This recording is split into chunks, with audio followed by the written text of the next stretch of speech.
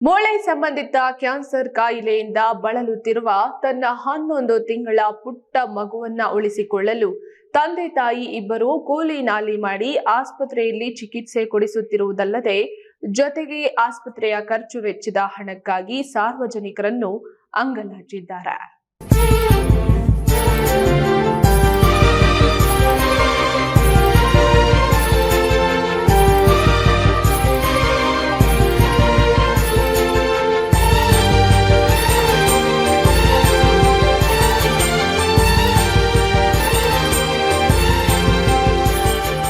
ಚಿಂತಾಮಣಿ ತಾಲೂಕು ಕಸ್ಬಾ ಹೋಬಳಿ ಉಲವಾಡಿ ಗ್ರಾಮ ಪಂಚಾಯಿತಿ ವ್ಯಾಪ್ತಿಯ ಮುನಿಕಂಬಾಲಹಳ್ಳಿ ಗ್ರಾಮದ ನಾಗಮಣಿ ಮತ್ತು ರವಣಪ್ಪ ಅವರ ಮಗಳು 11 ತಿಂಗಳ ಜಾಸ್ವಿಕಾ ಎಂಬ ಪುಟ್ಟ ಬಾಲಕಿಯೇ ಮೂಳೆ ಕ್ಯಾನ್ಸರ್ ಕಾಯಿಲೆಯಿಂದ ಬಳಲುತ್ತಿರುವ ಮಗು.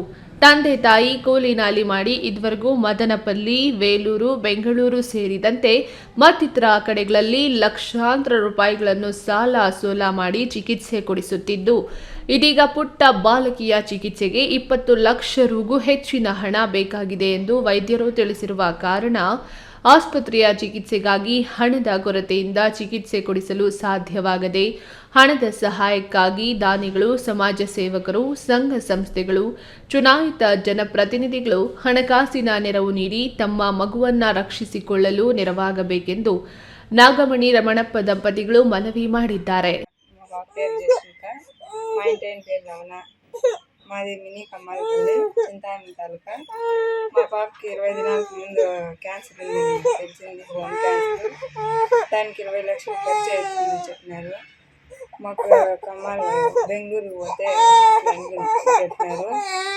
అన్నీ చూసి మాకు ఎవరైనా ఉంటే చేయండి. మా ఫోన్ నెంబర్.